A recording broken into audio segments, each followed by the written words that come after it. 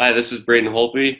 Hey, this is Tanner the Bulldozer Bozer. Hi, this is Brian Burke from Toronto, Ontario. This is Daryl Sutter. Hello, everyone. I'm Carly Agro from Sportsnet Central. This is Jay Onright. This is Quick Dick coming to you from Tofnell, Saskatchewan. Hey, everybody. My name is Theo Fleury. This is Kelly Rudy. This is Corey Cross. This is Wade Redden. This is Jordan Tutu. My name is Jim Pattison. Hey, it's Ron McLean, Hockey Night in Canada and Rogers Hometown Hockey, and welcome to the Sean Newman Podcast. Welcome to the podcast, folks. I hope you had a great weekend, and we got a great one on tap for you today. Me and Ben, we get into some interesting topics. He's got a very interesting perspective. He's been around the world. But before we get to today's episode, let's get to today's episode sponsors. First off, Carly Kloss and the team over at Windsor Plywood, builders of the podcast studio table. For everything wood, these are the guys. Custom. When you're looking for some custom work, take a look at what the team at Windsor can do for you. We're talking custom butcher blocks, custom live edge tables, and doors. So many doors. When you want quality, stop in and see the group at Windsor Plywood, or just hop on your phone and take a look at their Instagram page. Give them a call, 780-875-9663. Jen Gilbert and the team for over 45 years. Since 1976, the dedicated realtors of Coldwell Banker Cityside Realty have served Lloydminster and the surrounding area. They got star power, and they've been providing their clients with 7-day-a-week access because they know service is a priority. And they also know big life decisions are not made during office hours. That's Coldwell Banker Cityside Realty for everything real estate, 24 hours a day, 7 days a week, 780-875-3343. Mortgage broker Jill Fisher. Now, I say it all the time. Name says it all. She's a mortgage broker. If you got the house, maybe you could look into what your interest rate is sitting at for your mortgage. Maybe you're closing in on needing to renew. Maybe you're in one and you just need to figure out a little bit more. Well, Jill Fisher, she proudly serves the area of Lloydminster, Bonnyville, Cold Lake, and Vermilion, and is looking forward to working with you for all your mortgage needs. One of the things I should point out, I'm not a mortgage broker, but I do pay attention to where the interest rate is sitting at, and it had been at an extremely low, like 1.5, 1.49. Like your house, if you locked in, could get a pretty solid number. Well, it's starting to go up. Now it's up to like 1.8. Anyways, I say this just in case you're interested in such a thing. Give Jill Fisher a call, 780-872-2914, or hop on her website, jfisher.ca. She will be able to talk to you about this intelligently, where I just kind of spit off, it's going up, it's going down. Fine. Talk to the professional. Clay Smiley, Prophet River. They specialize in importing firearms from the United States of America. They pride themselves in making this process as easy for all their customers. The team at Prophet River does the appropriate paperwork on both sides of the border in order to legally get the firearms into Canada and into your hands. Also, they take care of registering the firearms and transferring it to your PAL or FAC before shipping them by mail, courier, or bus to wherever you are. Just go to ProfitRiver.com and check them out today. They are the major retailer of firearms, optics, and accessories serving all of Canada. T-Bar One Transport. Since 2002, for more than 19 years, the team at T-Bar One has offered excellent service, putting the community first. They are also located at Lloyd and Bonnyville. They can cover all your heavy haul needs. In their fleet, they have tank movers, 345-ton pickers, 1-tons, flat decks, Texas bed, winch truck, highway tractors, and they go all over the place. They were working on 3 loads of pipe heading up to Williams Lake, BC. Look that up. It's in the middle of the mountains, kind of in the middle of nowhere. For all your heavy haul needs, call the boys at T-Bar 1, 780-205-1709. I got complimented on the billboard this weekend. And that comes from the team over at Read 'em Right and working with Mrs. Deanna Wandler. And finally, Gartner Management is the Lloydminster-based company specializing in all types of rental properties to help meet your needs, whether you're looking for a small office or a 6,000-square-foot commercial space. Give Wade Gartner a call, 780-808-5025. And please, if you're into any of these businesses, let them know you heard about them from the podcast, all right? Now let's get on to that T-Bar 1 tale of the tape.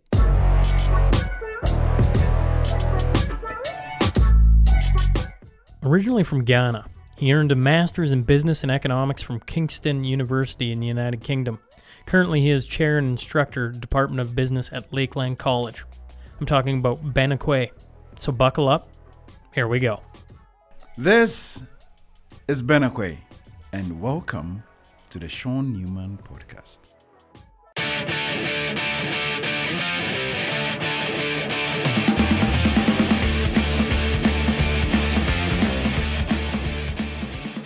Welcome to the Sean Newman Podcast today. I'm joined by Mr. Ben Acquaye. So thanks for hopping in the studio with me. It's a pleasure to be with you, Sean, and quite a good setup you have here. Well, I tell you what, you're my test subject today. I don't normally have all of this equipment. I'm trying new things, but as Maz was in here a few minutes ago, we're gonna see how it goes, and we'll go from there. I like that attitude. Well, that's the only way to go, isn't it? Indeed. Give it a go and work it out. Only way to learn is to go into that space where I'm like, I don't know what I'm doing. But sometimes you discover some interesting things along the way. Absolutely. Now, I was saying to you before we started, you grew up in Ghana. Yes. What I want you to do for the listeners is, if they've never heard of Ben before, kind of give them a picture of, what life was like, where you came from, and just kind of give us not the cliff notes. I wanted a little deeper than that, but I'm gonna stop you in parts of it and pick your brain on some things. Absolutely. Now, before we get started, I know you. I listened to your recording with Ken, and you have a wicked ability to delve into some really interesting areas. So if I get too deep, too scary for you, just let's pull things back. And you can't get too scary for me. I tell you what, I'm interested. All right. I appreciate that's a lovely comment from you. Let's go for it. So yes, my name is Ben Acquaye. I'm the seventh of 8 children. I have 4 boys and 4 girls in my household, and I'm just last but one. And I grew up in Ghana, in West Africa, and studied a fair bit, and finished my first degree in economics and geography, and then I won a competition to go to Germany. And in fact, going to Germany, that was the very first time I discovered I was a minority. That was a weird experience. So I went to Germany. It was Eastern Germany. Can I ask how you say it's the first time you experienced being a minority? Yes. I lived in Ghana all my life up until that point. So that was the very first time I traveled outside. And you look around you, and there weren't many people like you. And you thought, oh, okay, well, this is a whole different world, and how do you navigate that? And that was quite an experience, to be honest. But yep, I grew up in Ghana, studied. I went to an all-boys boarding school for 7 solid years. You went to an all-boys boarding school? Indeed. For 7 years? Indeed. So pre-teen to your late teens. And unlike Canada, where, when we say boarding school, it's like, oh, it has a different perception to it. In Ghana, actually, it's one of the best things you could do. You go in there, and you go as a kid, and you come out as a man. You learn essential basics of life. And that was a very, very rich experience. And immediately after finishing school, I started Can I working. stop you for a second? Please. Yeah. Okay. So you say you go into an all-boys boarding school. Mm-hmm. You go in a boy. You come out a man. Indeed. You say the essentials. Yeah. What are the essentials then that they taught you? Well, it's what they teach you and what you learn. You're a product of what you've seen, what you've done, what has been done to you, what you've done. You're a product of just a good mix of everything. And you learn how to survive. You learn how to thrive. You learn who you are. And, you don't have your parents around you. You just have other older or younger kids. And you learn how to mix it up. You learn your strengths and your weaknesses, and you evolve and grow. And it was actually it's a Christian school, or Christian basics. And we call ourselves Christian gentlemen. So it's the Presbyterian Boys Secondary School, Presec, in Lakeland. Yes. Can you pull this mic so it is more in line with me, so you talk closer to? Yes. Oh, okay. Yeah. That works for me. So this is the Presbyterian Boys Secondary School. It's one of the most prestigious secondary schools in Ghana, perhaps West Africa. And I worked hard, got in there. It was a privilege. It remains an absolute privilege to have gone to that school. I credit my parents for having invested all their money into looking after all of us, 8 kids, taking us through school and through university.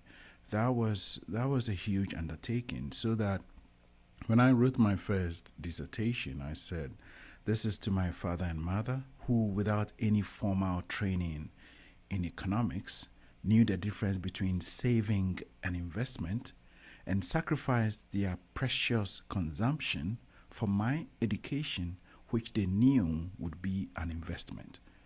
And so education has always been a key part of me. I think education is crucial, is fundamental to growth and development, and to understanding each other. I mean, without a good level of education, and I'm not just talking about formal education, I'm talking about formal and informal education. Without a good depth of education, you go to Facebook and you're only a Facebook warrior. You're only good enough to share memes. You are not able to critically assess the information you come across. And so, secondary school remains a huge part of my upbringing. You learn time management, you learn how to survive with little money, you learn how to avoid being bullied, you learn how to make sure you eat, you learn how to look after yourself, and you learn the consequences quite quickly. And it shapes you. And so after secondary school, I went to work. One of my first jobs was actually working in a chocolate factory. I worked in Cadbury, the chocolate maker. I worked there, and I left to go to university shortly afterwards. And I went to university in a beautiful city called Kumasi. Now, before we get there, I was waiting for my opportunity to just kind of slide in. Feel free. Coming from, you mentioned Facebook. Social media has become such a huge everything. It is. It's probably the reason why you're the guinea pig of the day with the cameras, right? Because we all know, or well, I shouldn't say we all know. I know that video transfers better onto social media than just hearing the audio. Absolutely. People want to see and interact, right? Absolutely. And so when you say critical thinking and being more than just a guy who can share a meme or whatever, is that evident when you come to Canada, maybe even the UK? I don't know. Like, do you just look around and go like, what are people thinking? Or does social media amplify that type of person? Well, it's a couple of things. Social media obviously has good points to it and has some really terrible parts to it, the bullying and a bunch of other stuff. But essentially, it is offering a microphone to any and everybody who wants it. It is what you do with that microphone that makes the difference. A lot of people see social media a bit like McDonald's. It's packaged, you take the meme, you share it. You don't have to cook it, you don't have to finesse it, you just consume it. Now, I don't subscribe to that part of it. I would rather get my own ingredients, critically assess the information, and put out, hopefully, a good-looking meal and a good-tasting meal for anyone who comes across my feed and say, here's what I have for you. I think that requires a bit more thought, and that requires you to pay attention to some details as well. But I can understand that, some people just think, you know what, it's a ready meal, someone has already said something, I'm just going to share that clip without any commentary. I think that is disappointing. But hey, it's free speech, and anytime there is an opportunity for people to speak, that is a good thing. So yes, developing and sharpening critical thinking skills was a key part of me. University in Ghana was awesome. I studied again economics and geography in my bachelor's, joint majors in them at a university in Kumasi. And I'll tell you a little bit about Kumasi. Kumasi is the capital city of the Ashanti Kingdom. And the Ashantis have a wicked history of being warriors and fighters and just brave people. And it was a little bit of a statement of pride going to school at that prestigious university, and not just going to school, but actually making a difference. I got involved in some student politics, and I came out at the end being the public relations officer for multiple, like 7, 8, 10,000 student body population. It was a wicked experience. And then immediately after that, I worked a little bit and then started traveling. So then, left Ghana, went to Germany, went to Switzerland, there's a lot of traveling then. And it was for, competitions and conferences and things like that. And interacting and just discovering the world was bigger than just Ghana and Africa, and making some lifelong friends along the way. And then I wanted to go do my master's in Germany. I fell in love with Germany after visiting a few times. What was it about Germany that that sold you? What was it about? Quite a number of things. So around that time, like many kids in Ghana, you grew up loving football. Let's call it soccer, but football. Now, we had a Ghanaian superstar in Germany called Anthony Yeboah.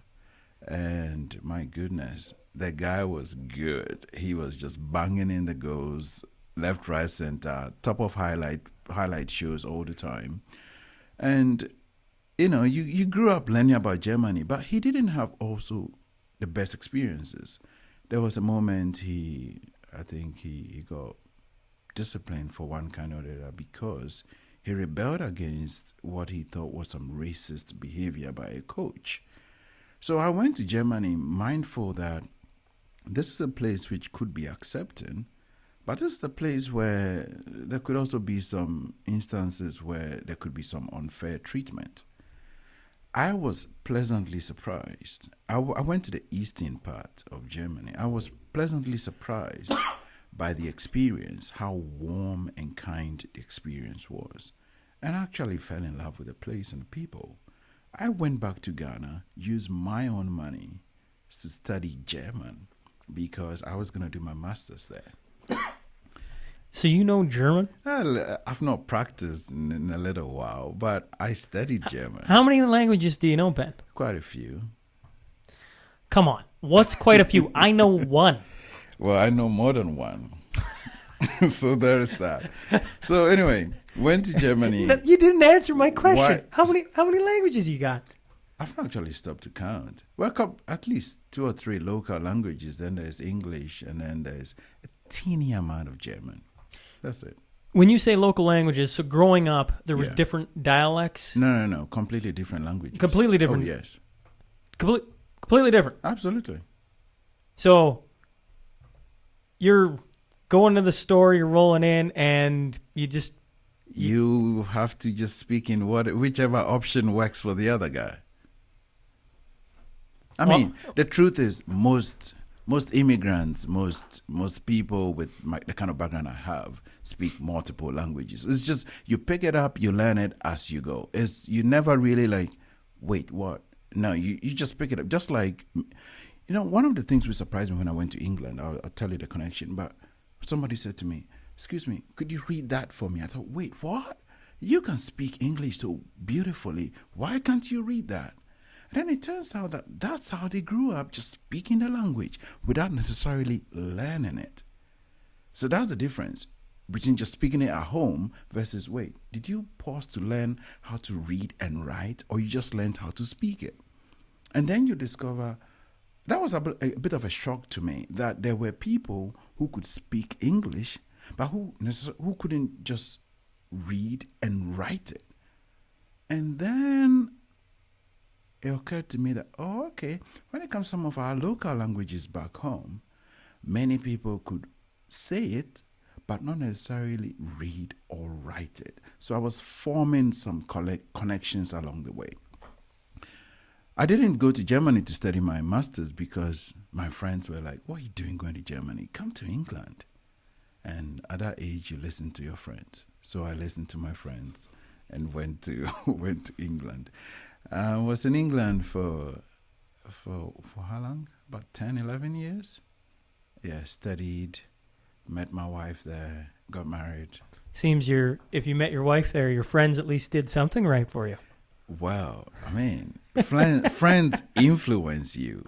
And I mean, friends influence you, and there's nothing particularly wrong with that. You yourself have to be convinced that this makes sense.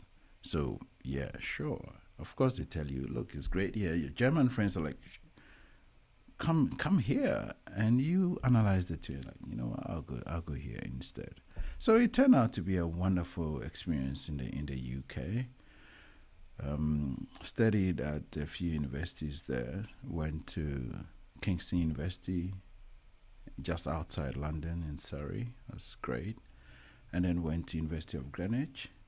Went to Oxford Brookes University twice. And children showed up, and the studies had to stop. The studies had to stop, and then we got working flat out, just working, settling down, doing the traditional things you're supposed to do. And then moved to Canada one day. It's just how it went. So I want to know, growing up, what did you say, the 7th of 8th? Yes. Okay. So I don't deserve to be here. When you're child number 7, you know you have no right to be here. Absolutely not. I mean, how many 7 borns do you know? Well, I don't know. No. What is the seventh entitled to? Well, the thing is, most parents stop at 2 or 3 or 4 or 5. My friend Kenny. I don't know. Kenny's at 6, isn't he? Kenny, you see, that's one of the connections I have with Kenny. Kenny is special. Once in a while I say, Kenny, you're not like a typical white guy. You're not very white inside, just because of how we connect. But Kenny is a special dude, and we connect on many levels. He is the only Canadian friend I have who has actually met a real member of my family in Ghana. No kidding. We have he is also, I hope he doesn't mind me saying this, but he's godparent to my daughter, and we're really close. Well, I should point out, Kenny was my first guest.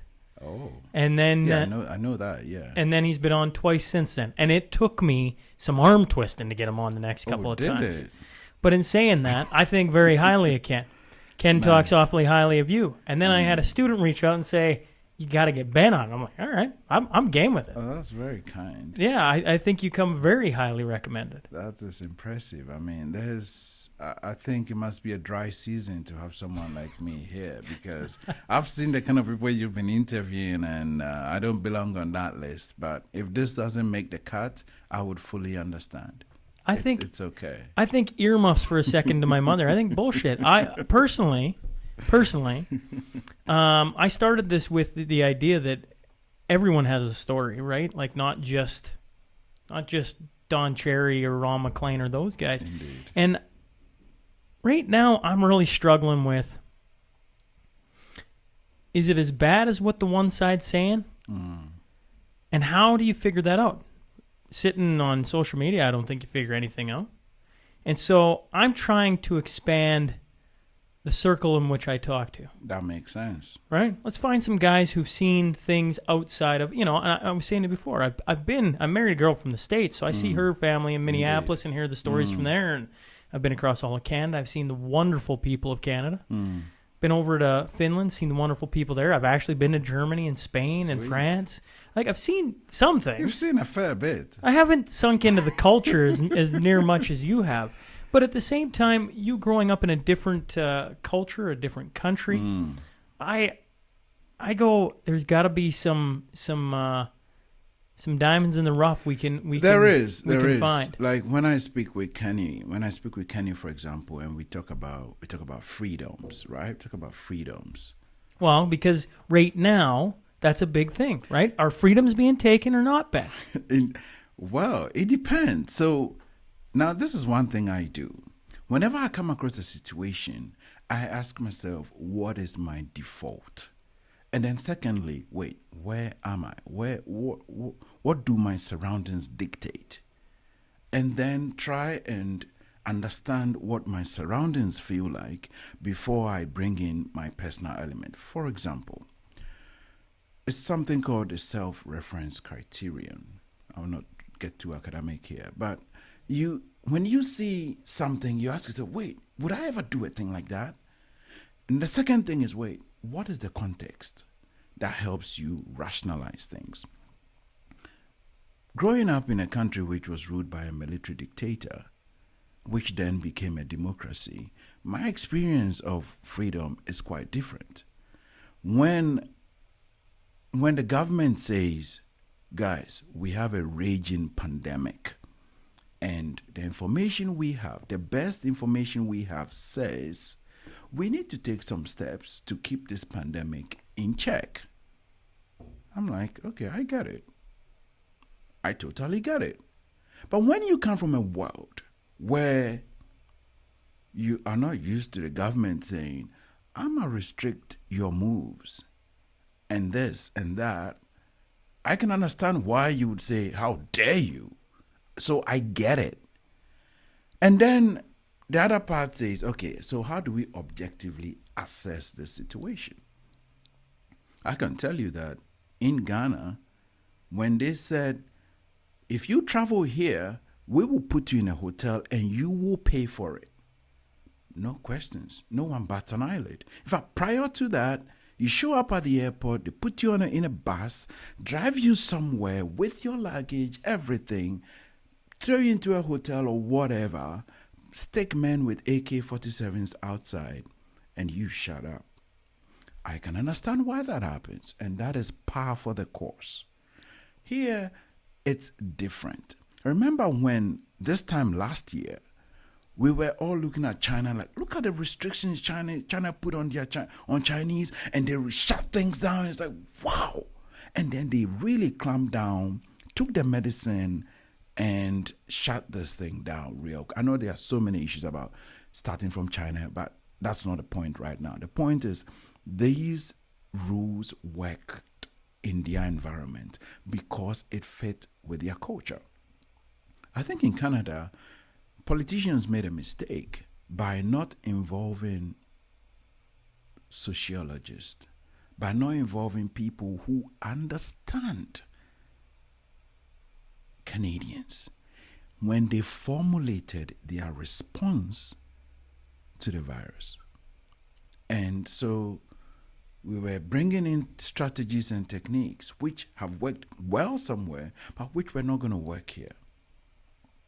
And that contributed to some of the conversation around freedoms and so on and so forth. So I understand places where there were tight restrictions. I understand the resistance to, I don't think the restrictions were that tight, but I understand the resistance to it. It's just because I've come from a world where...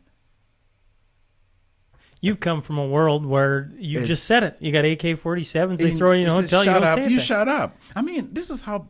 I wouldn't say how bad it is because it's different. Like when people die of COVID, their bodies are not even released to their families. In some cases, the country buries the person.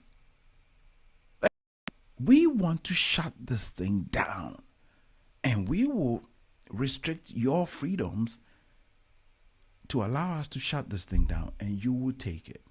And to be fair, it seems to have worked.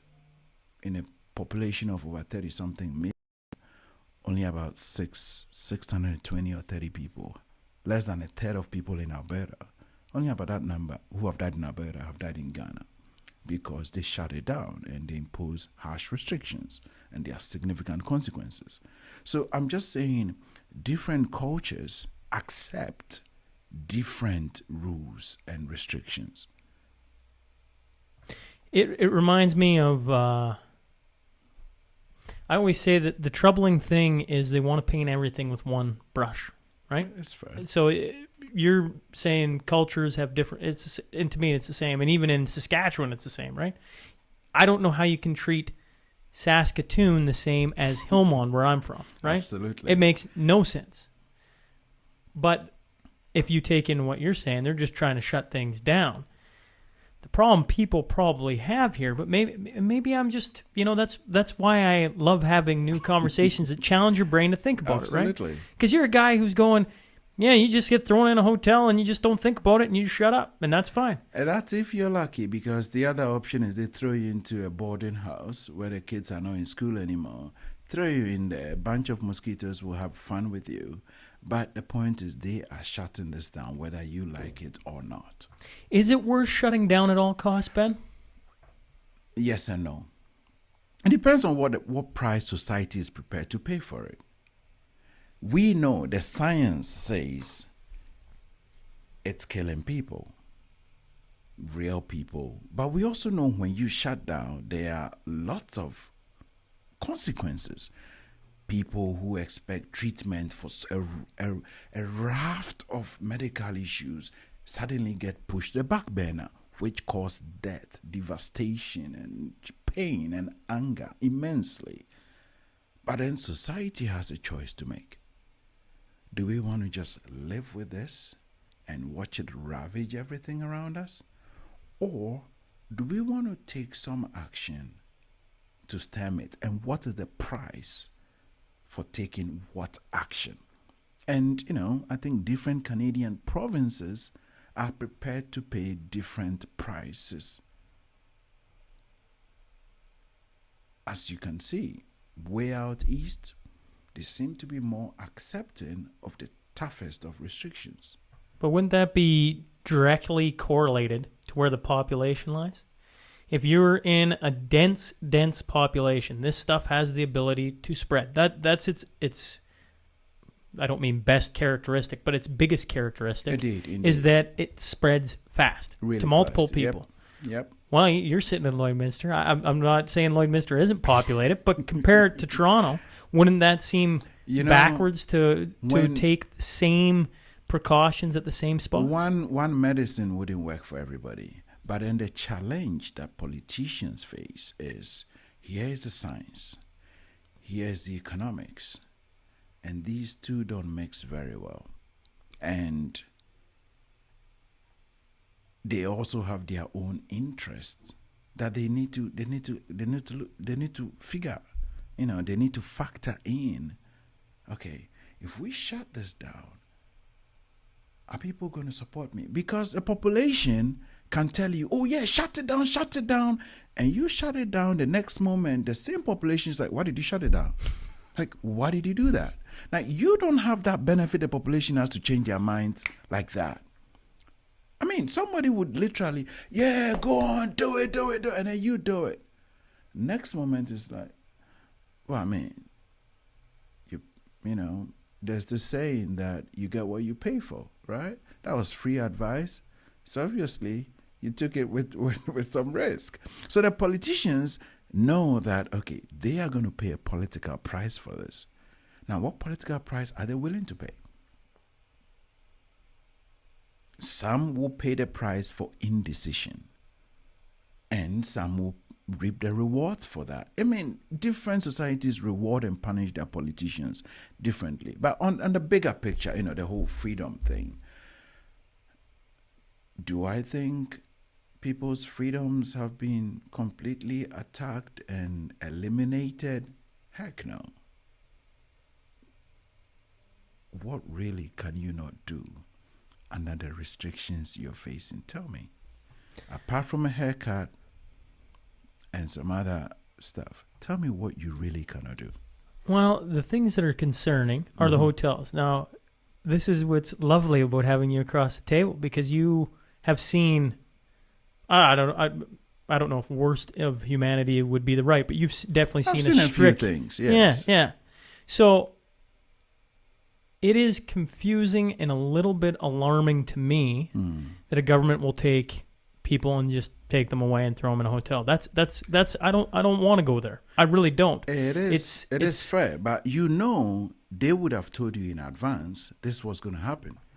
Look, I've taken friends. But the thing that was confusing about it to me, back when we did me, Ken, and Tanner, the videos that were coming out, they were giving a date for people to come back, right? If you're back by this time, it won't come into effect, blah, blah, blah, blah. Makes sense.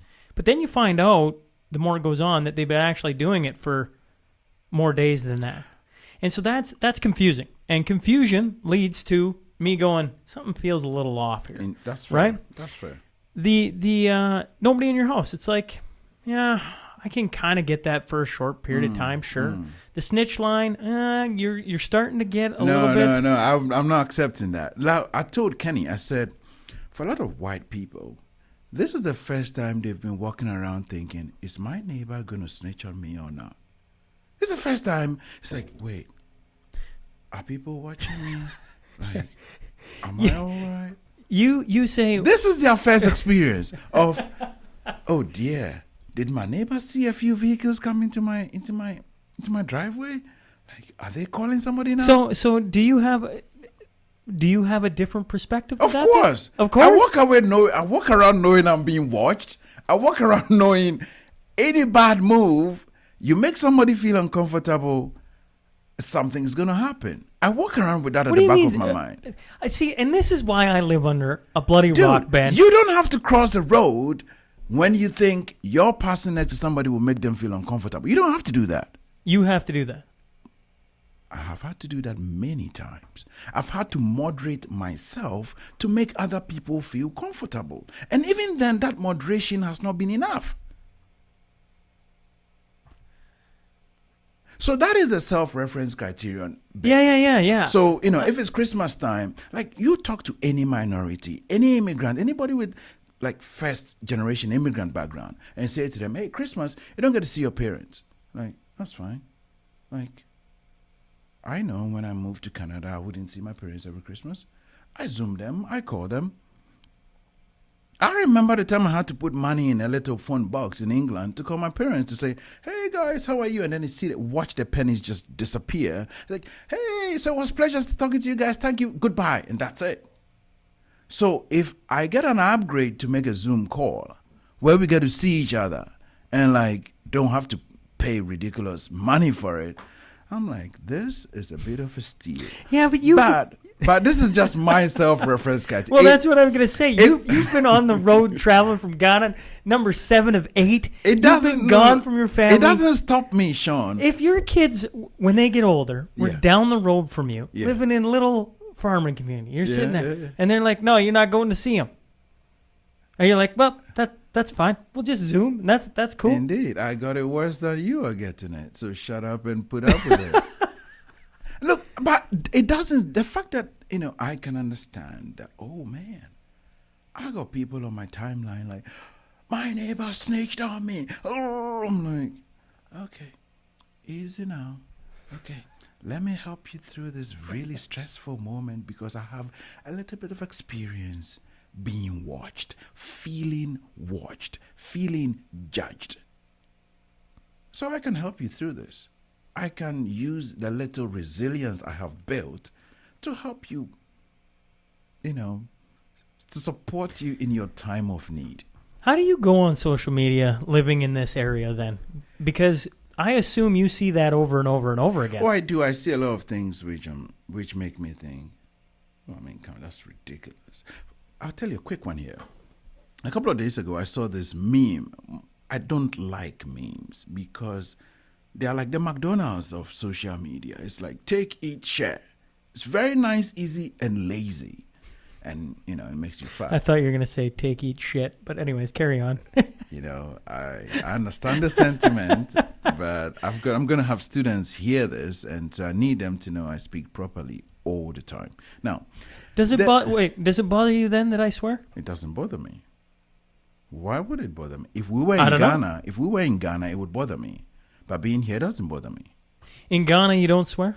Usually, like when there will be grown-ups and other people who are going to listen to the conversation, like you did a little excuse for your mom, you would do that. And you would restrain yourself as much as possible. So I've grown up sitting on those liberties for quite a while, and I'm pretty used to it by now. But let's get back to the thing. There was this meme about, hey, if you look at a typical American or Canadian home and you take all the things that are not made there and made in China, there'll be nothing left. Man, we have to buy only American, or we have to only buy Canadian and pay that extra 20% for that. And I'm looking at this thinking, that doesn't make sense. I mean, if you are only going to buy Canadian, have you seen the weather outside? Where do you think you're going to get your fresh flowers from? And fresh fruits and a bunch of other things. That idea. So social media accentuates some poor thinking and so on. And these memes are the main tools for that. I told my students in class yesterday, guys, what do you think about it? They said, it doesn't make sense, they said. Why? Because trade is not a zero-sum game. It's not about you buy from me, I get your money. I'm rich, you're not. Well, if you buy from me, you use what you've bought to produce something I may need later down the line. See what happens when Canada had some issue with the telecoms lady, and then China picked up the two Michaels, and on top of that, they said, we're not going to buy your canola. Suddenly, people discovered, oh, trade is a big deal. So if I'm only going to buy Canadian and the Chinese say, I'm not going to buy any Canadian stuff, we run into a roadblock real quick. So on social media, I try to restrain myself. I look at these comments, understand the context where they're coming from. If they are really close to me and they're friends, I will challenge them fiercely. But if they are not, I'll just walk away. It's not worth it. Well, I certainly hope over the next 25 minutes I can convince you we're friends, because I really, really enjoy this.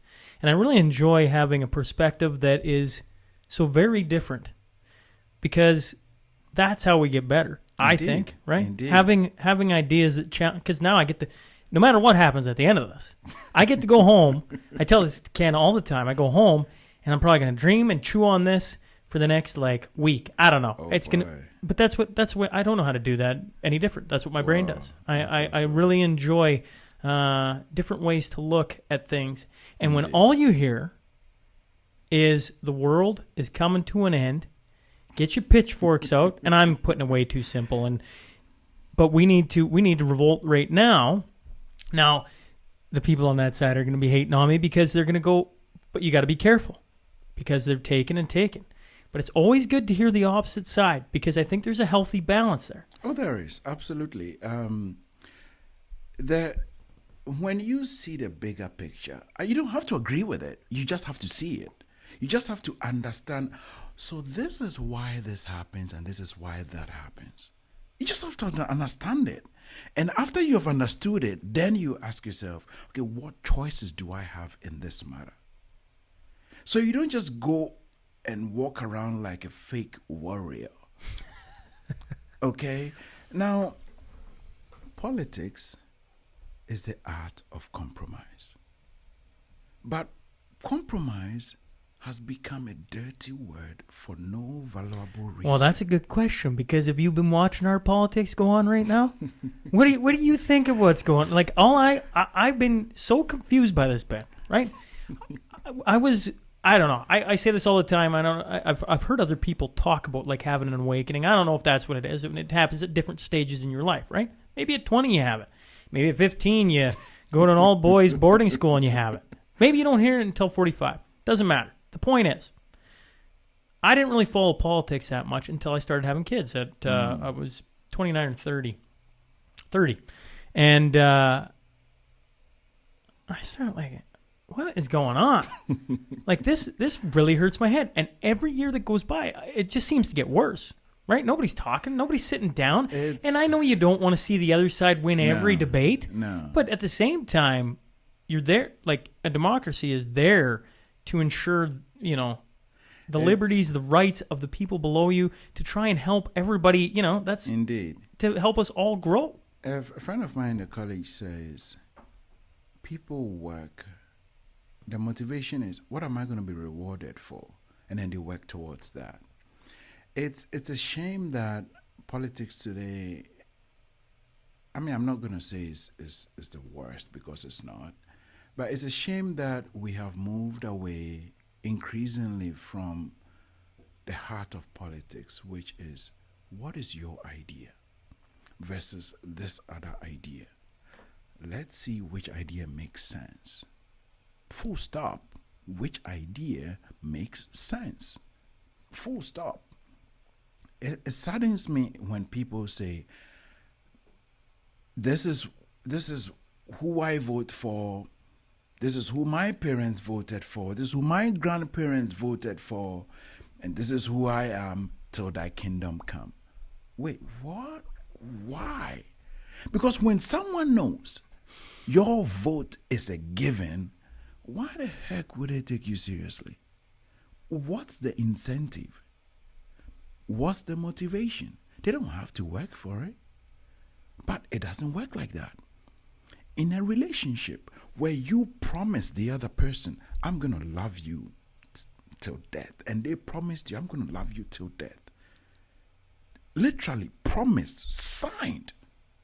You still have to put in your work every day, every night.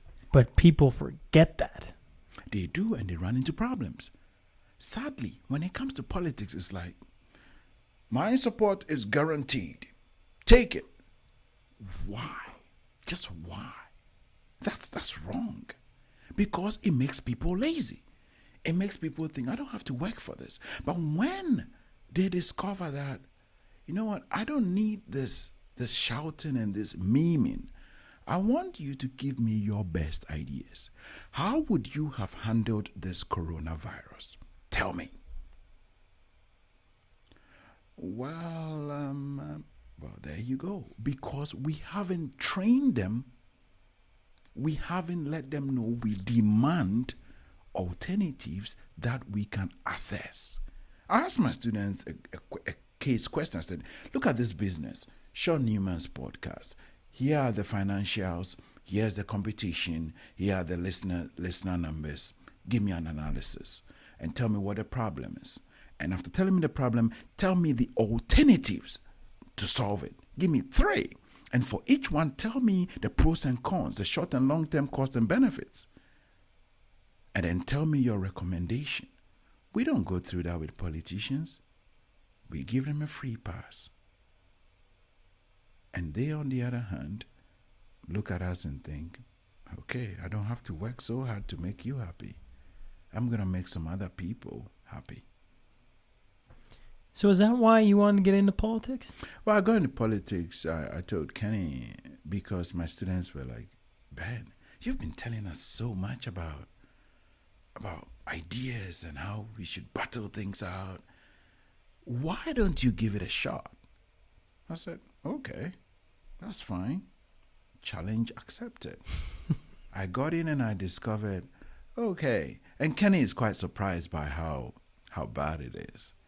But I wanted a thorough debate on the issues. And I did not get any debate on the issues. It was as if people are afraid to sit down, let's debate the issues. This is what it's become. It's, okay, what crafty thing that has been researched to be effective in messaging can I use to get you to like me? And and that's sad. The experience was not surprising because I expected that, but it was disappointing. Kenny was my campaign manager, and he was like, Benny, why don't these guys want a debate? Why don't these guys want ideas challenge? Like, no. So therefore, if that process is not thorough, it doesn't yield somebody who has gone through the mill. And so imagine politics being like the NHL and somebody getting to play in the NHL without having gone through the process. Imagine what kind of people we playing up at the NHL level.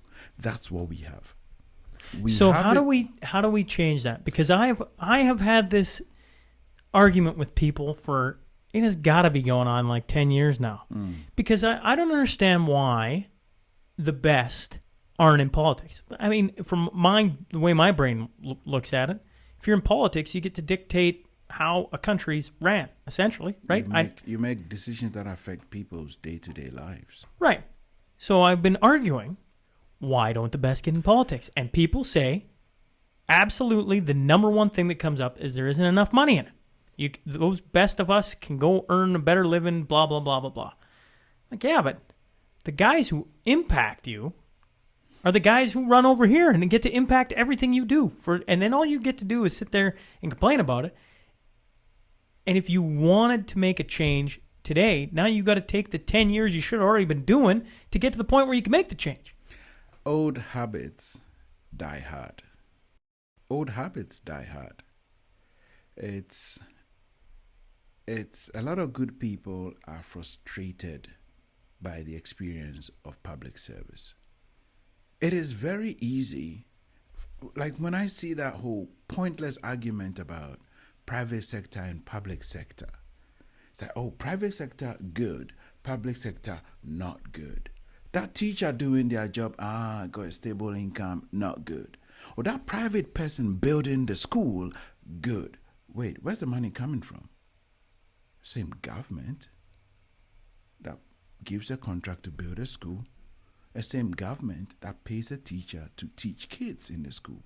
However, contractor, private business, check, awesome. Public sector worker, oh man, you get it so cheap. So a lot of our defaults need to be reset.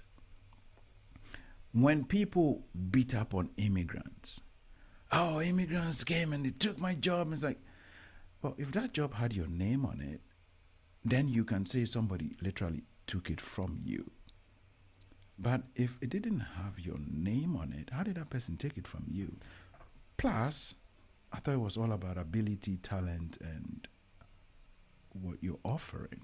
Listen, I'm reading, my father has been on me to read the Fort Pitt Trail book. Indeed. It just is a bar colonist I've story. been seeing your comments on Well, I've been Twitter. doing it every day because he was on me, and finally I got annoyed. I'm like, fine, I'm gonna start reading it every morning when I'm up with the kids. I'll get up, I'll read a family story, I'll try and pick something out of it. And what I always find hilarious, well, not hilarious, I mean, just interesting about the immigrant thing is, like, do people all forget? Like, that's how we all came here. Unless you're First Nations, you're an immigrant. But you see, the point is, we need somebody to prod us. Say, hey, stop, wait, what are you doing? But very often, we hang out with people who only tell us what we want to hear. It's like social media.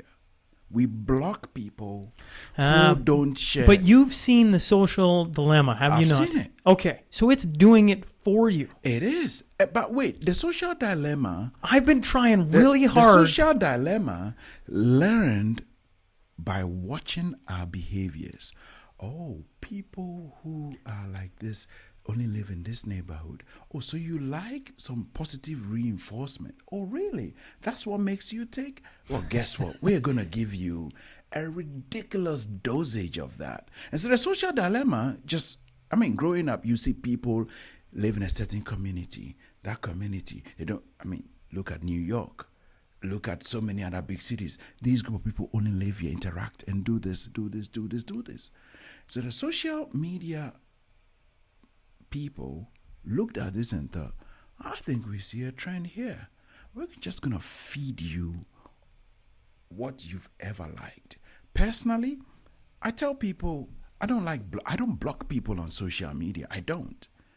I dislike what you're saying, but I don't want the algorithm to only feed me things that would make me happy, because that forces me into a nice little silo. And I think everyone else outside the silo is not good and proper. And this is where we are today. Well, that's exactly what I try and do on social media. Is I try and I want to be challenged. I want to have to think about something. My wife, coming from Minneapolis, challenges me all the time. Sometimes it drives a guy up the wall. Indeed. But that's a you good. You need that. You need that. You need positive reinforcement too. You need that. But overall, you need to be challenged on. You can't just get set in your ways. Like the world is ever changing. I think too many of us here, surround ourselves with people that, yeah, you're right, and don't want to challenge things, right? No. Status quo, status quo, Yeah. status quo. They don't challenge, our thinking. Look at Facebook and ask yourself, when was the last time somebody challenged something I posted? When was the last time you or might be different, because I've read your posts and I think some of them are fantastic. But Thank you. I'm thinking about myself. I don't know the last time I posted. Who's going to challenge me on something on Fort Pitt Trail? Like, really? What can you say to that? When was the last time you were challenged on social media is probably a better question. Not Indeed. Because what did you put that was challengeable? Indeed. Or when was the last time you saw something, you didn't quite agree with it, and you thought, wait a minute, I don't mean you have to do it publicly.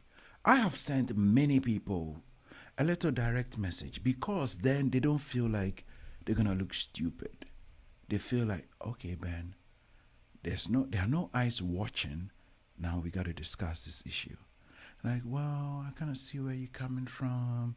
And then they think, oh, okay, next time I'm going to think twice before I post something, because this guy's going to come on my case and going to force me to be responsible. So I had Ron McLean on here, right? Yep. And Ron McLean talked about white privilege. And I'm sure you have your own thoughts on it. Indeed. I felt like I walked into World War II, and I don't mean to make light of World War II, but I thought I walked into World War II in a leotard with a spear in my hand and got blown out of the water. And not because I didn't, it's really forced me, since I had him on, that if I'm going to have him on again, I want to make sure that I at least have done a little bit of preparing for what's coming at me, because I felt like I got run right over. It could happen, yes. I think when it comes to social media, and even with the podcast, I've heard complaints about complaints. I mean, somebody once told me I'm vanilla, right? Who can get really mad at vanilla? It's you're trying, or you're just feeling the process. And Indeed. I'm like, I feel like before I stick my flag in the hill and go, this is my hill, and I'm not, I got to find out what the hill is first. Indeed. I want to talk to people. I want to hear their ideas. It starts with a willingness to entertain views that you don't ordinarily hear or see. I have that Aristotle quote in my Twitter bio, that it takes as an educated mind entertains an idea without necessarily accepting it. Just entertain the idea. Just play with it. Think about it. But we, increasingly, a lot of people who don't want to be discerning, just say, please, I don't want to. Like you mentioned, white privilege. You get somebody who says, wow, let me tell you about my upbringing. It doesn't mean that some white people did not have a tough upbringing. It means, generally speaking, the challenges you face are not as bad as the challenges a lot of other people come across. So I got to give you my backstory on white privilege, because white privilege, I remember getting in an argument with my wife about it. It's funny, just 2 words can fire me up so much. This is a year ago. And so she looked at me and she just went, "Why does it bother you so much?" I really had to chew on that. That's something I've chewed on for a long time. The why. The why. Yeah, not, and the why for me always comes back to my heritage, the Fort Pitt Trail, the coming over on, man, I can't think of too many people who'd want to do what the bar colonists did, go through that. Heck, I'm starting to read of, some of them turn around and tuck a tail and going, "Man, this sucks." Like, the weather, the conditions, learning a new occupation, like having no farming background, going halfway across the world to go into minus 40 to try and figure it out, to try and make, you, your wife, and your kids survive. And I don't know the privilege in that. When you look at some of these specific, narrow cases, it is possible to come out thinking, wait, where's the privilege in there? But when you just broaden the lens and look at everyday life, every day coming and going, the default settings in people's minds. Like I said, Christmas time, you having neighbors coming over, you suddenly thought, wait, somebody's going to snitch on me? Yeah, that would have been the first time you thought somebody was going to snitch on you. For many other people who don't look like you, it's just an everyday occurrence. How then? And the fact that you don't have to worry about that is privilege. In going back to Ghana, you said before you left Ghana, you'd never been a minority. No, never. Right. So when you were in Ghana, did you have to worry about people snitching on you? I mean, there are always divisions within people. So when the phrase white privilege is used, it is used in a much bigger context. For example, white countries or white-dominated countries get to tell developing countries how much they will pay for their raw materials. Developing countries don't get to determine how much they pay for exports from Western countries. Cocoa, coffee. I come from a cocoa producing country. You think we get to set the world price? No, we take.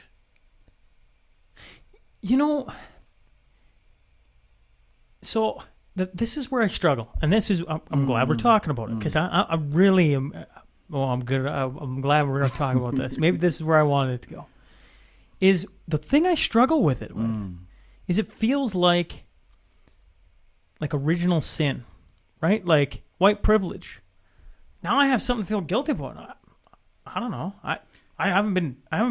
I don't know. I kind of shirk away. Kind of like, what have I done to have a label like that placed on me? And when you narrow it in, you go, what you say, it's like, well, you're focusing too close. You got to focus worldwide. Absolutely. So then I go, yeah, but I'm not worldwide. I'm sitting in a little, and I'm doing the best I can for my little area and trying to make sure that everybody gets their fair shake. And I think I'm not going to sit here and say all people are like that. Hell, we all know across the world, as many good people as there is not. Indeed. There are bad people. What you're talking about is this giant lens of governments imposing their will. Now, one could say not just that. I mean, it's just the everyday things that you might take for granted that other people who don't look like you cannot take. But if I went to Ghana tomorrow, would I not have some of the same like? You know what? I'll tell you this. When Kenny went to Ghana, he was treated much nicer than I would probably be treated when I was in Ghana with him. You know what? Actually, this is another privilege you enjoy that you don't even know about. Like when I have to go to another country, I'm doing my research. I'm thinking, what passport do I need? What visas do I need? What this, that do I need? And when I show up with And in the last 5 years, I've traveled every summer with a group of white friends to developing countries. And we went to this place in Tanzania, and they were told some Canadians were coming over. So we got there. There is me, there's a white lady, there's a white man. And it's like, oh, this is... So I told my crew, I said, you guys watch this. You're going to be treated much nicer than me. They were like, no. I said, okay, wait, watch. We get there, they say, oh, and here's a chair for you, the lady, ma'am. And they said to the man, please, we have this chair for you right at the top of the table. And they said to me, who was the leader of the delegation? He said to me, you sit over there in the corner. And they too looked at me like, Ben, you said it. You said it. That was that default at work right there and then.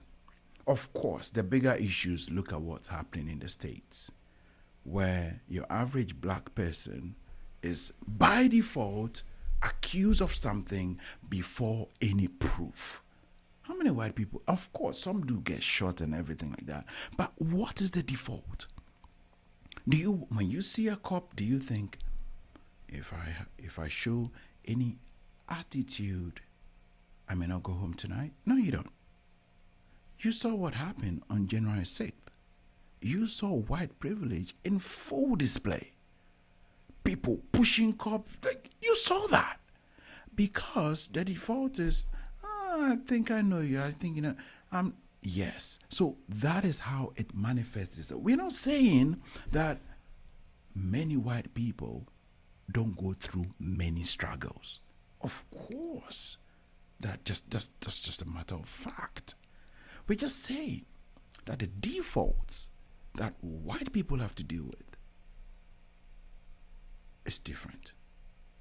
And it is coming to terms to acknowledge it. Just acknowledge it. In the last month, we've had Black History Month. I am so impressed with so many of my students. Ben, talk about Black History Month. Tell us some of the black successes that we need to know. Some of the histories, some of the stories. Because I grew up in a world where we say, until the lions have their own historian, the story of the hunt will always glorify the hunter. Until Aboriginal and First Nations people have their own historians, the story about what happens to Aboriginals and First Nations will only be told from a different perspective. And when that perspective tells the story, it would leave out so many essential things. Like, these are some of the powerful things that I get to share with my students. And they're like, tell us, because we've not had to learn that. All the examples you see in textbooks, until recently, have been based in the West. All the examples, and it's like, it's just part of course. I told my students, when we had Band-Aid in a different skin tone, people were like, what's the big deal? Like, yeah, it's a big deal because you've always had Band-Aid in your skin tone. For me, that has not been the default. I mean, so these little things, when you look at it in the big picture, it's like... Dumb question. Even in Ghana, you didn't have Band-Aids in your skin tone? No.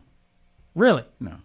Because when it's manufactured, they don't think... I mean, when Coca-Cola started putting names on bottles, do you think they put Ghanaian names on Ghanaian Coca-Cola bottles? No. They put Western names on them. Until people were like, what are you guys doing? Before they started putting African names on African Coca-Cola bottles, which were bottled in Africa, in African countries. So it's just the default. The default is, hey, yeah, this is okay. And so you walk around with that default without having to worry about stuff. Like, you see a good holiday deal, you buy it. It's the first question that pops into your mind, wait, do I need a visa to go there or don't I need a visa? It's not part of your consideration. Just buy the deal, show up at the airport.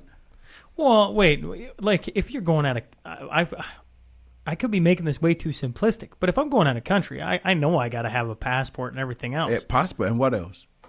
I don't know. That's it. That's the difference. So I know I don't just need a passport, I need a visa. Why do you need a visa? Good question. Because for many, many countries, before you show up, they should have approved your visit before you show up. That you don't know this is a small example of white privilege.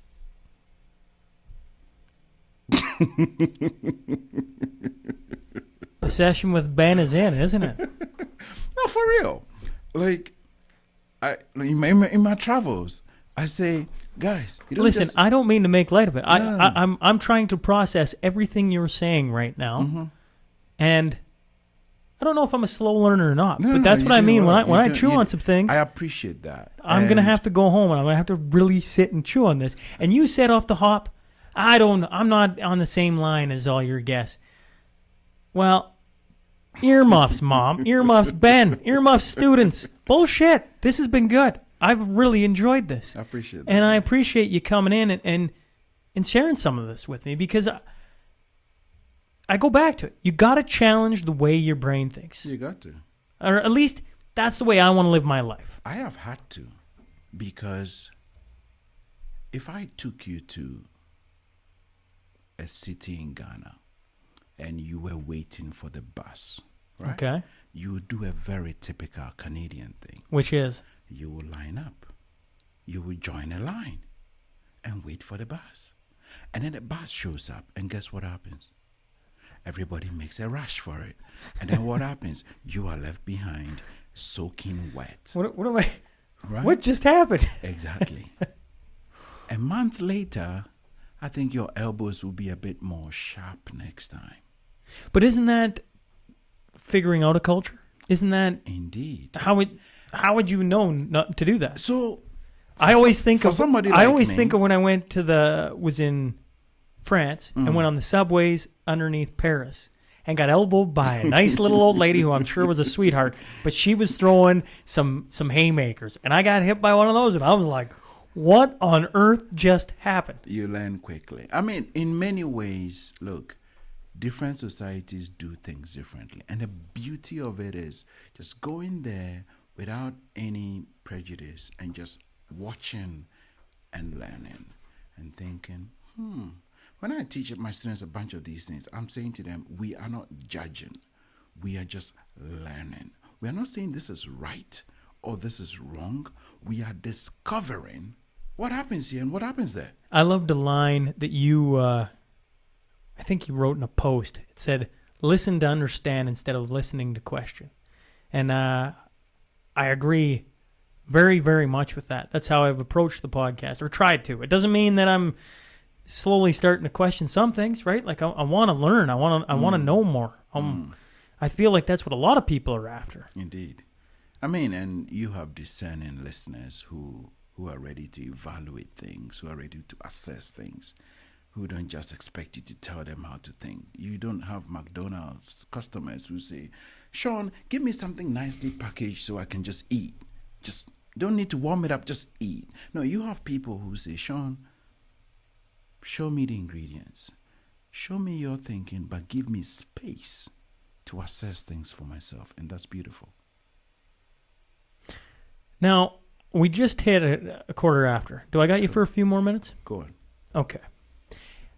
I will get a few angry phone calls if people are listening to this, and I don't ask masters in economics about government spending right now and how it just never seems to end. Now, Sure.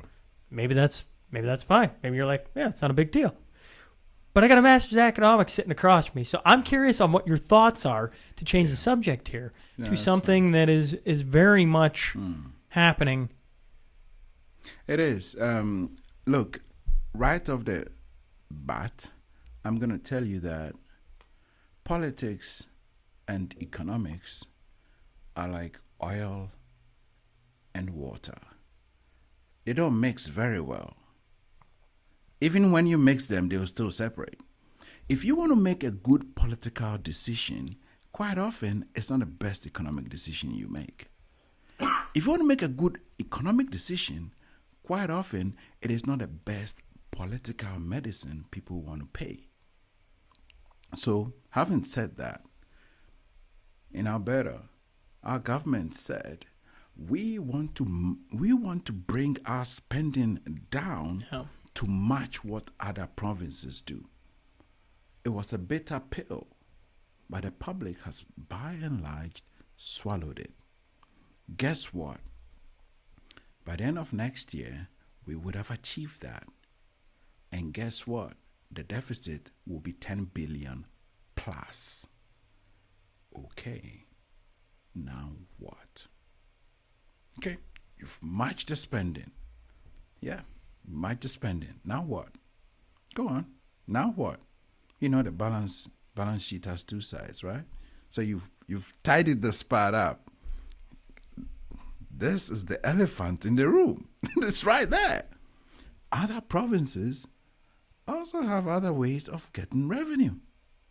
Now, selling this message is one tough sell. I do it in a classroom. Easy peasy for me. Easy.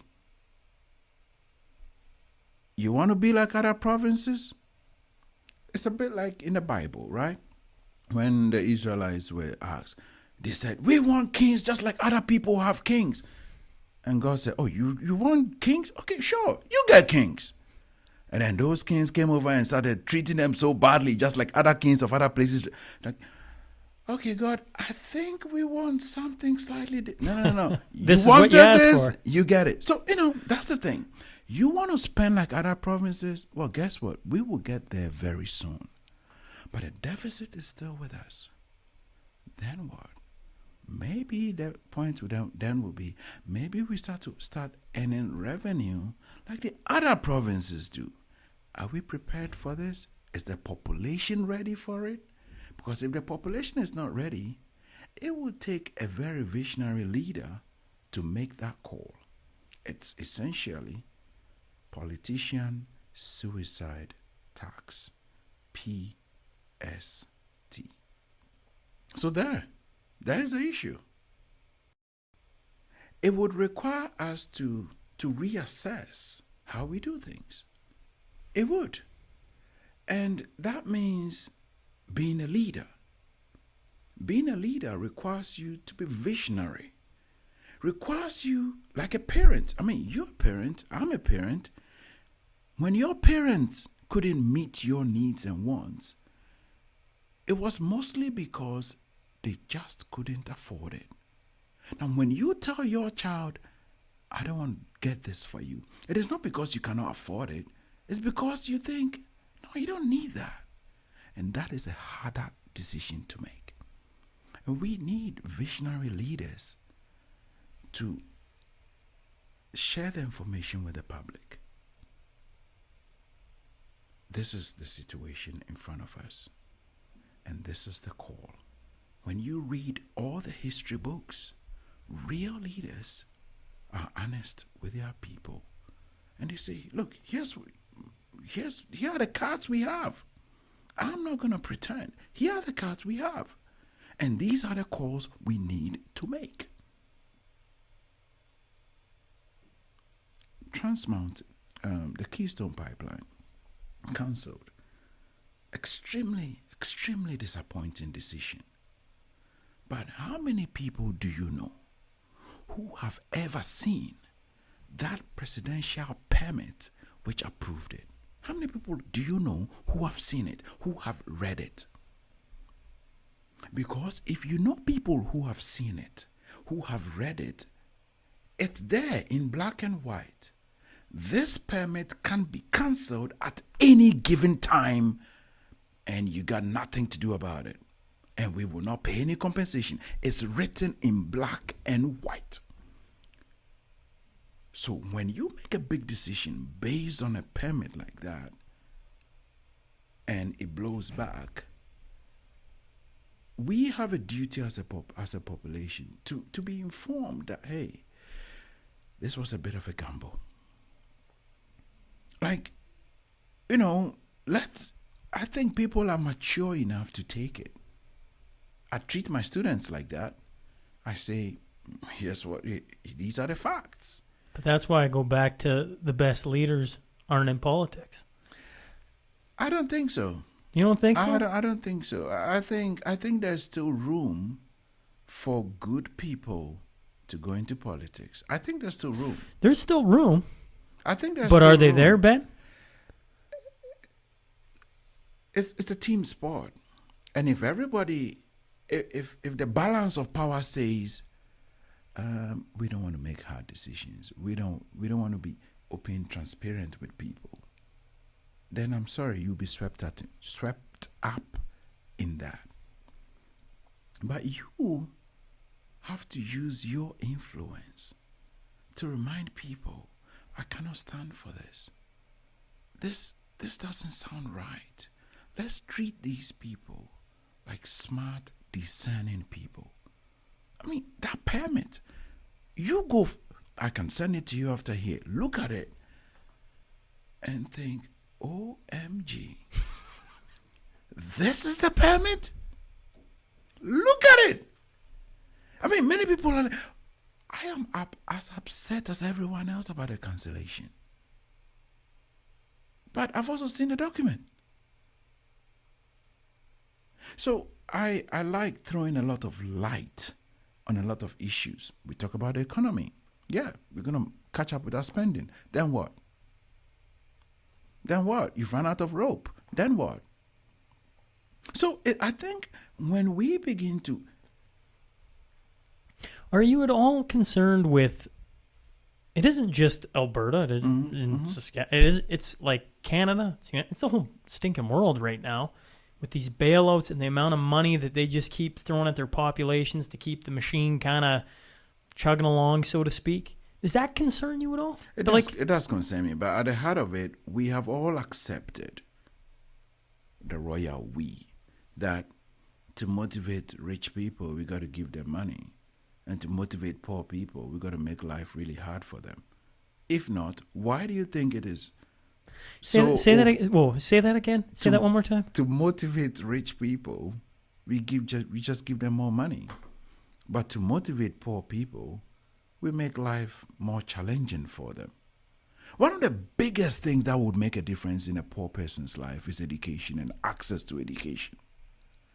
When education becomes more expensive, it limits people's ability to get up the social ladder. It absolutely does. It hits a generation, hits the next one, and before you realize, the economy is paying a high price for it. But then it's like, oh, we got to give some tax breaks. First, it's going to help some people with mothers with daycare. Wow, this tax breaks looks really sexy. Let's do that one. But then you're going to have a generation of people not getting the education they need when and where they need it. And that's a price that is way more expensive than the benefits of the alternative. So I think it's important. And speaking as a minority, that's not a very good term, but speaking as a racialized person, and all that, I know that education, I told you about my parents investing in me. Education is the single biggest difference you can make in a people's life. The Alberta advantage is the people. Full stop. Is the people. If we lose the people, that advantage is gone. I think it's high time we told people that. It is not how low our taxes are. It is not how quickly we balance the budget. Okay, you balance the budget, then what? You balance the budget, then what? Then what? Then you have a thriving economy overnight? Heck no. You balance the budget and there are no schools, no research facilities. Where do you think those people are going to come, and what happens to their children when they want education? So I think it's really, really important that our leaders invest time in explaining these issues, in giving us the room to dissect these issues, In us being interested in dissecting these issues, instead of just fighting among ourselves over some pointless stuff. This is not an us versus them. This is, let's assess. Let's keep assessing. And let's know the implications of the choices that we made. Let us stop branding people. You see somebody, yeah, I kind of know where you stand. No, you don't. Give the person a chance. Yeah. If there's one thing that I've learned, even amongst my friend group or my extended friend group, is you can think you know what somebody thinks. Not a chance. Not even close. Doesn't matter what issue you pick. Doesn't matter if you're talking COVID. Doesn't matter if you're talking education, healthcare. Got in an argument the other day about how to fix homelessness. You name it. There is somebody who has a differing, or all five of you sit in a room, have differing opinions. That's not a bad thing. No, it's not. It's not a bad thing. That's how you come to we should build ideas that can we work. should be willing, and that's where, I know I speak to Kenny about free speech, and we should be willing to listen. We should be willing to listen to understand. Yeah, I agree. But in being willing to listen, you got to be understanding that sometimes you're really not going to like what comes out of someone's mouth. That's okay. Right? Like, you got to, and that's an uncomfortable, I go back to the white privilege thing, right? I remember getting in this argument around the kitchen table with Mel. Why does the words bother you so much? Now, that's a question. Why does that bother me so much? Right? Like, why is that? And then when you dig into it at the very bottom, it could be, because somebody thinks if they accept that white privilege is a thing, then suddenly somebody's going to come take something they have earned, something they have worked hard for, away from them, or they're going to lose something. So I'm going to stand so strong because I'm afraid of what's to come. No, and for me, that isn't what it is. What really bothers me about the two words is the original sin theory, right? Like, I'm trying my best for the community, trying to do the best by me, by my family, and it's like something's been put over my head that I can't, so what do I do? Yeah. Right? Like, I acknowledge it? Okay. Look at it like male privilege. Society has for the longest time advantaged men over women, so that when women say, why can't I be an umpire in a men's game? It's like, oh, you stay there.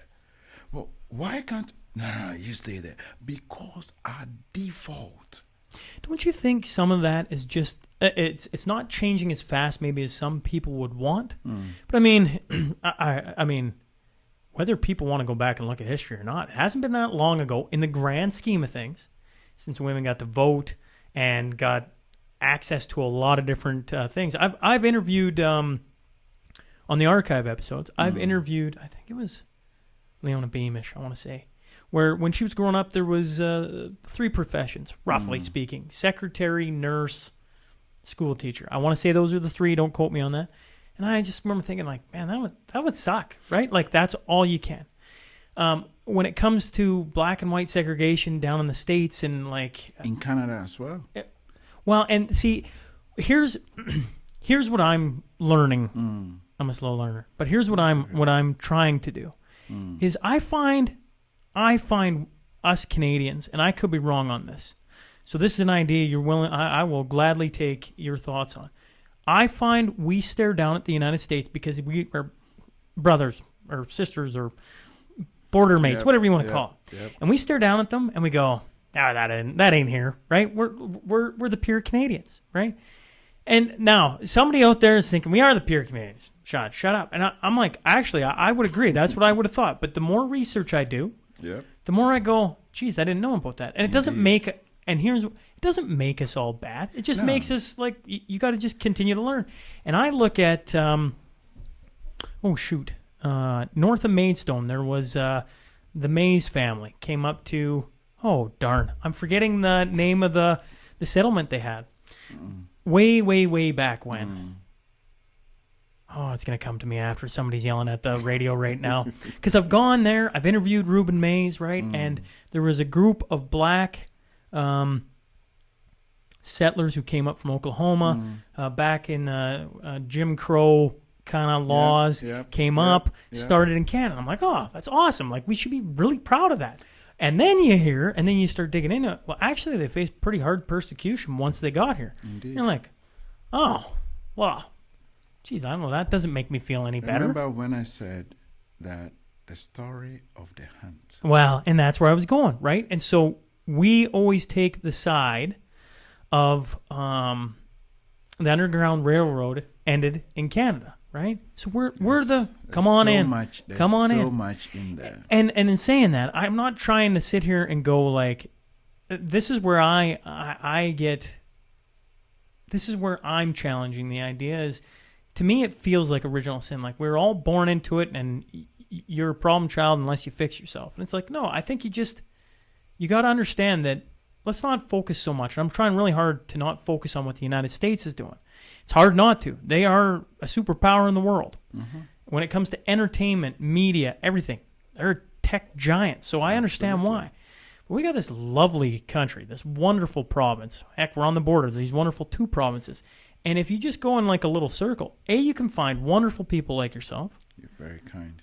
And you can find stories that are both uplifting and like, oh man, I didn't know that. Like I didn't know that. And it really draws you back in, and you have to go back and really evaluate what your thoughts were from before.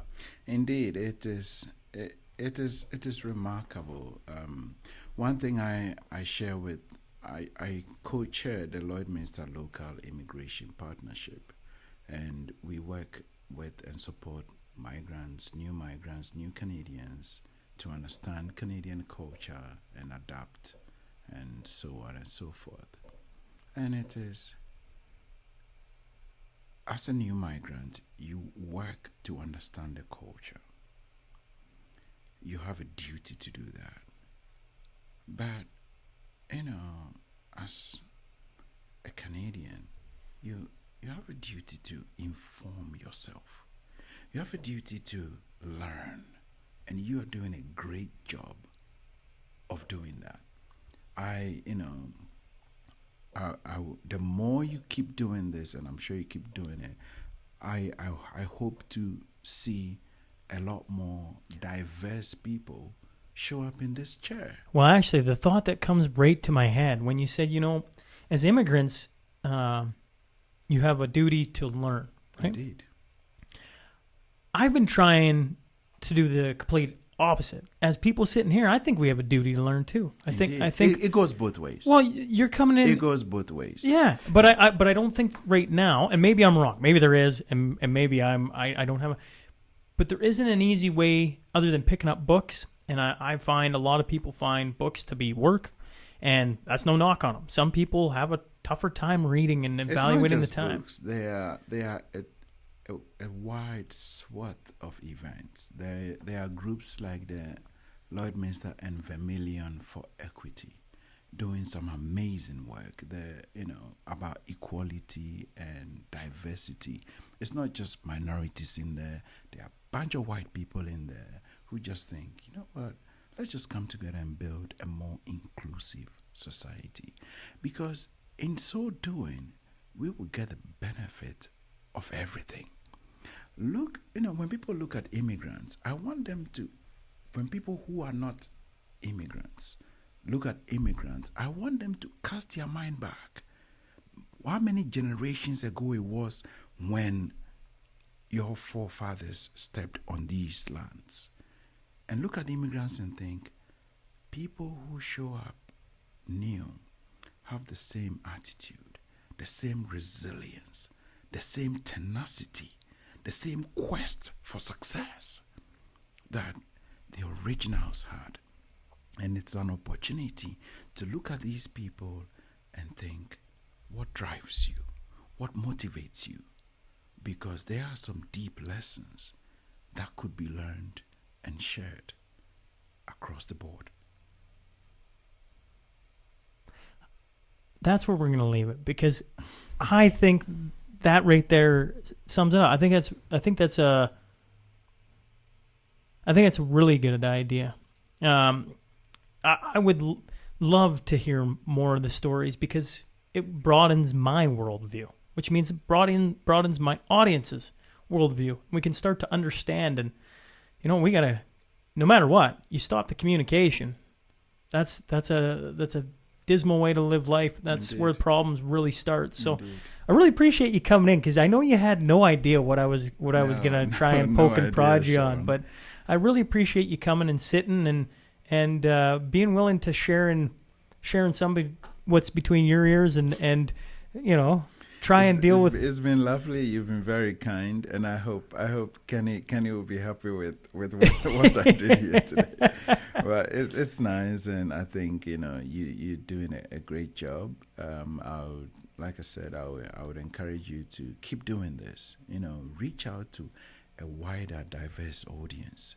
Hear perspectives and expose these perspectives to your audience, and say, try this for a change. Try this for a change. How do you like it? And just see where it goes. But it's an absolute pleasure to be here. I'm the few black men you've ever heard, so I take pride in that. My name will go up on some wall somewhere, and that's a cool thing. Well, I look forward to. I think where my brain goes is I'm going to get you and Ken across from each other. Oh, don't do that. And then Don't- what I'm going to don't do? that. The Don't listeners do are that. going to love this. And then Don't I'm do going to that. throw some lobs in there and see what don't do happens. that. Kenny and I are practically brothers. Like, you can't do that to us. That's the best type. I get the Oh, brothers in here and we man. argue all the You time. can't do that. Like, Kenny will be listening to them thinking, Benny, what happened there? No, you can't do that. You can't do that. But it will be a pleasure to keep chatting with you. Well, I appreciate you coming in and sitting down. And just thanks again, Ben. Cheers, mate. Thank you. Hey, folks, thanks for joining us today. If you just stumbled on the show, please click subscribe. Then scroll to the bottom and rate and leave a review. I promise it helps. Remember, every Monday and Wednesday, we will have a new guest sitting down to share their story. The Sean Newman Podcast is available for free on Apple, Spotify, YouTube, and wherever else you get your podcast fix. Until next time.